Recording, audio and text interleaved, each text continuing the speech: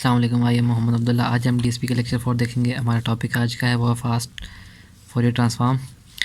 Last lecture में हमने जो देखा था वो है सॉर्टेड में हम ज़ीरोज़ देखते थे कि जो है ना हमारे पास कितना एरर आ रहा है log of 2 into n, और अनसॉर्टेड में हमने देखा था कि बिग ज़ीरो हमारे पास n आ रहा था। तो सॉर्टेड में हमारे पास लेस नंबर ऑफ़ मतलब मिनिमम टाइम में हमारे पास ये सॉल्व हो रहा था और इसमें हमारे पास टाइम ज़्यादा लग रहा था।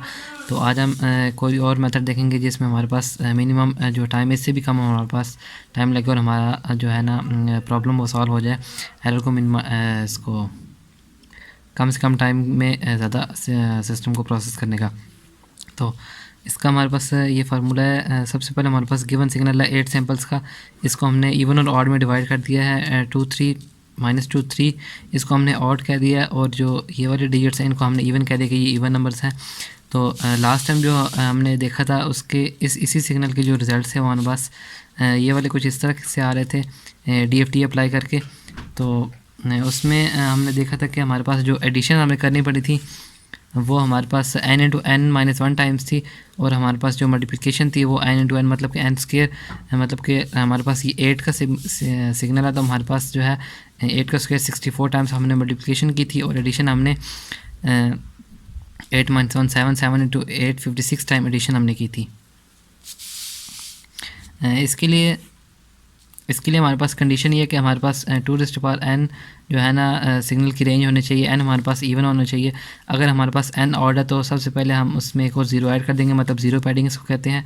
उसके बाद हम सिग्नल को प्रोसेस करेंगे और उसको फास्ट फोरियर ट्रांसफॉर्म उसमें अप्लाई करेंगे। बात की जाए इसके फार्मूले की तो लेट्स सपोज का हम करते हैं कि ओमेगा n हमारे पास e⁻j2π/n है। तो इसका हम अगर गिवन फार्मूले में पुट करते हैं तो हमारे पास इसको हम इवन और ऑड की फॉर्म में देखते हैं, मतलब इवन की अलग कर लेते हैं और ऑड की जो हमारे पास सैम्पल्स हैं उनको अलग कर लेते हैं। लेट्स सपोज कि हमारे पास ये जो n है वो 2r के इक्वल है, तो हम इसको रिप्लेस कर देते हैं n को 2r से, और इसी तरह ऑड में n is equal to 2r + 1, मतलब कि जो है ये इवन वैल्यू, इसमें अगर हम एक डिजिट ऐड कर दें तो हमारे पास ऑड की वैल्यू बन जाएगी। और उसके बाद हम ऐसा करते हैं कि इन दोनों को मतलब कि पावर की फॉर्म में, तो इसको सेपरेट करके हम लिख सकते हैं 2r + k। इसको अगर हम सेपरेट लिख लें तो हमारे पास रिजल्ट जो है वो ऑलमोस्ट सेम आता है। इस फार्मूले में अगर हम देखें ओमेगा n क्या है, तो ओमेगा n हमारे पास इक्वल है n हमारे पास नंबर ऑफ़ सैम्पल्स हैं, और ये वाला n हमारे पास जो है वो k रिप्रेजेंट कर रहा है, मतलब कि किस पॉइंट पे हम वैल्यू फाइंड कर रहे हैं। इस इक्वल है e⁻j2π into k into n divided by n। अगर n हमारे पास 0 है तो यहाँ पे 0 हम पुट कर देंगे, अगर 1 है ये रेंज को हमें डिफाइन करेगा, और ये वाला n हमें बताएगा कि हमारे पास टोटल नंबर ऑफ़ सैम्पल्स कितने। लेट्स सपोज इस केस में हमारे पास 8 सैम्पल है तो n हमारे पास यहाँ 8 आएगा। इसमें इसको हमने इवन कह दिया, इवन का ये फार्मूला है, इसको हमने ऑड का फार्मूला कह दिया है। और ये जो हमारे पास W(n)(k) ये हमारे पास कांस्टेंट आ रहा था, मतलब इसके हमारे पास वेरिएबल जो है वो r नहीं आ रहा था, इसको हमने बाहर निकाल दिया, और इसको हम इसके साथ मल्टीप्लाई कराएंगे ऑड की वैल्यू के साथ प्लस इवन वैल्यू, तो वो हमारे पास x(k) आ जाएगा। इसकी रेंज को जब हम देखते हैं तो हमारे पास क्या थी, n = 0 to n तक रेंज थी, n - 1 तक रेंज थी। जब हमने r से रिप्लेस किया इसको तो r की रेंज हमारे पास होगी r = 0 to n - 2 - 1, मतलब कि इसका हाफ -1, मतलब कि हमें 8 से सैम्पल से हमने 4 के सैम्पल में डिवाइड किया तो उसका हाफ -1। नेक्स्ट वन हमारे पास देखते हैं कि हमारे पास k की वैल्यू हमारी रेंज है 0 की रेंज हमारे पास बन रही है 0 से 3 तक, मतलब कि नंबर ऑफ की हमारे पास 4 तक वैल्यू, तो 0 1 2 3 एंड n हमारे पास है 0 1 and 2 and 3। हमारे पास 8 सैम्पल्स हैं, इसको हमने इवन और ऑड में डिवाइड कर दिया। 4 हमारे पास इवन के हो गए, 4 ऑड के हो गए, उसके रिस्पेक्टिव ये हमारे पास वैल्यूज़ आ गई हैं। अब हम इस फार्मूले में इनकी वैल्यूज़ को पुट करेंगे और देखेंगे इनकी एक्सप्रेशंस क्या आती हैं 4 की फॉर्म में डिवीजन के बाद। लेट्स सपोज कि हम 0 से 3 तक पहले की देखते हैं कि इसमें हम इसको एक्सपेंड करें सिंगल इस सिस्टम को, जैसे कि हमने लास्ट टाइम इसको देखा था DFT में। तो अगर हम 0 पे देखते हैं तो e⁻0, इधर भी 0, ये सारे सैंपल और इनकी जो x(n) ओरिजिनल वैल्यू आ जाएगी, मतलब कि वो सारी ऐड अप हो जाएंगी। लेट्स सपोज कि ये सारी वैल्यूज़ मैंने गिवन सैंपल की लिखी हैं 2 - 3 - 2 1 एंड सो ऑन। अगर हम ये हमारे पास इवन है और ये हमारे पास ऑड DFT है, इनकी जब वैल्यू हम जो है ना इस फार्मूले की तरह कैलकुलेट करेंगे तो हमारे पास ये वाली वैल्यू आ जाती हैं। इनको आप देखेंगे कि हमारे पास जो गिवन सैंपल है, जो हमने ऊपर फार्मूला डिराइव किया ये वाला even plus omega n power के इंटू आर, इसमें अप्लाई करेंगे और देखेंगे कि हमारे पास रिजल्ट्स क्या आते हैं। सबसे पहले हमारे पास 6 वैल्यू है। 6 को हमने जो है ना, ये हमारे पास ए और ये हमारे पास बी है, ये ऑड का और ये इवन का। 6 एज इट इज़ आएगा इवन का, और ऑड में हमारे पास मल्टीप्लिकेशन करानी है, -2 की मल्टीप्लाई करना है ओमेगा एन ऑफ नॉट से, मल्टीप्लाई करा के इस 6 में ऐड करना है, तो हमारे पास आंसर 4 आएगा।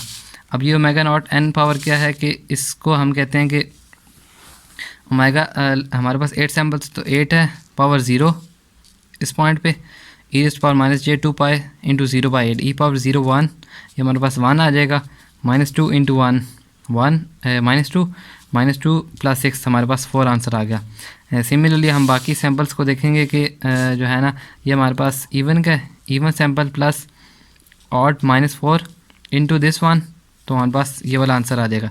सिमिलरली सारे को हमने प्रोसेस को सॉल्व करना है। अच्छा, इस ऑड के केस में हमने क्या करना है कि -2 को, ये हमारे पास ऑड की वैल्यू आ जाएगी, -2 को हमने मल्टीप्लाई कराना है ओमेगा 8 इंटू 4 और उसको फिर ऐड करवाना है इवन में। इवन हमारे पास 6 है, तो 6 में हम ऐड करवा के हमारे पास 8 आंसर आता है। इसका ये फार्मूला हमने देखा था कि even plus omega n power के इंटू ऑड, इसके तहत हम इसको लेके चलेंगे।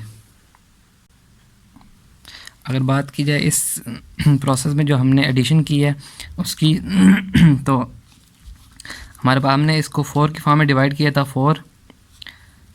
4 सैम्पल इंटू 3 हमारे पास आ गया 12 इंटू 2 टाइम्स हमने इवन और ऑड में इसको डिवाइड किया और उसमें हमने 4 का एडिशन की, मतलब कि इन दोनों को जो हम इस प्रोसेस को कर रहे हैं इसमें हमने 4 टाइम ये और 4 टाइम ये, हमारे पास 8 टाइम्स हो गया। 24 प्लस 8 32। जो लास्ट वीडियो में हमने देखा था कि हमने 56 टाइम इसकी एडिशन की थी, और अब इस प्रोसेस से फास्ट फॉरवर्ड ट्रांसफॉर्म से हमने इसको 32 टाइम्स इसकी एडिशन की है। इस तरह मल्टीप्लिकेशन के केस में हम इसमें देखेंगे कि 4 सैम्पल्स इंटू 4 मल्टीप्लाई हो रहे हैं, उसके बाद ये 2 टाइम्स कर रहे हैं, इवन प्लस ऑड का कर रहे हैं, और उसमें हम 8 ऐड करेंगे तो हमारे पास 40 आ गया। और ये हमारे पास 56 से हमारे पास 64 से हमारे पास 40 तक आ गया, ये हमारे पास लेस है। इसमें हमने इसको हमारी कंपटीशन कास्ट कम हो गई है, और इसका हमने क्या जो हमने लास्ट टाइम 56 देखा था n इंटू n-1 और n स्केयर, इसमें हमारे पास log ऑफ n आ जाएगा, बिग ज़ीरो हमारे पास कम से कम हो जाएगा। नेक्स्ट में हम ये ऐसा करते हैं कि हमने पहले इसको इवन और ऑड में डिवाइड किया था 4 की फॉर्म में, अब हम इसको 2 की फॉर्म में डिवाइड करते हैं और देखते हैं कि हमारे पास एडिशन और मल्टीप्लिकेशन की क्या क्या वैल्यूज़ आ रही हैं। सिग्नल हमारे पास वही है सैम्पल, तो उसमें हमने क्या किया कि 2 -2 -3 एंड 3 गिवन सैम्पल्स हम देखते हैं। लेट्स सपोज के ये वाला हमारे पास सैम्पल था 2 -2 2 -2 3 और 1 3 और -3। इस तरह ये सारा सिग्नल इसको हमने 2 की फॉर्म में देखा। 3 बाद हमने इस पे अप्लाई करना है DFT इसका निकाल के हमारे पास 0 4। DFT के लिए हमारे पास क्या इसके फार्मूलेज होंगे, सेम फार्मूला है। इसमें हमने जो है ना 0 के लिए 0 पुट किया, तो x of 0 into e⁻0 n e⁻0 x of 0 plus x of 1, मतलब कि 0 पे और 1 पे जो वैल्यूज़ है ये दोनों ऐड हो रही हैं x ऑफ 0 पे, और x ऑफ 1 पे हमारे पास ये दोनों वैल्यू माइनस हो रही हैं। तो हम वैल्यू फाइंड करते हैं, पहले पॉइंट पे हम वैल्यू फाइंड करते हैं x ऑफ 0 पे। इसमें हमने जस्ट सिंपल दोनों को ऐड करना है, 2 माइनस इंटू -2, ये है 2 माइनस इंटू -2, हमारे पास क्या आ गया 0। x ऑफ 1 पे हमारे पास क्या आ गया 2 माइनस इंटू -2 प्लस 4 आ गया, क्योंकि 1 पे हमने क्या करना है माइनस करना है, और 0 पे हमने इसको ऐड करना है। सिमिलरली 2 की अगर हम देखते हैं तो 3 + 3 = 6, इसमें हमारे पास है जी 3 + 3 6 आ गया, और जब हम इनको माइनस करेंगे तो हमारे पास 0 आ गया। नेक्स्ट स्टेप है हमारे पास -4 + 0 -4, और जब हम इसको माइनस करेंगे तो -4 -0 तो -4।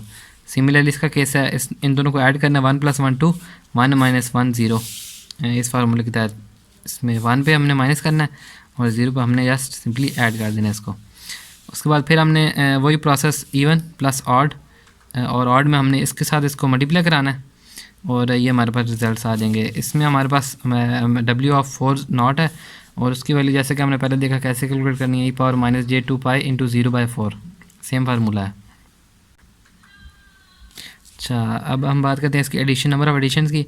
तो फर्स्ट स्टेप में हमारे पास इसकी 8 सैम्पल्स हैं, 8 दफ़ा हमने इसकी एडिशन की है इसकी DFT का फार्मूला अप्लाई करके।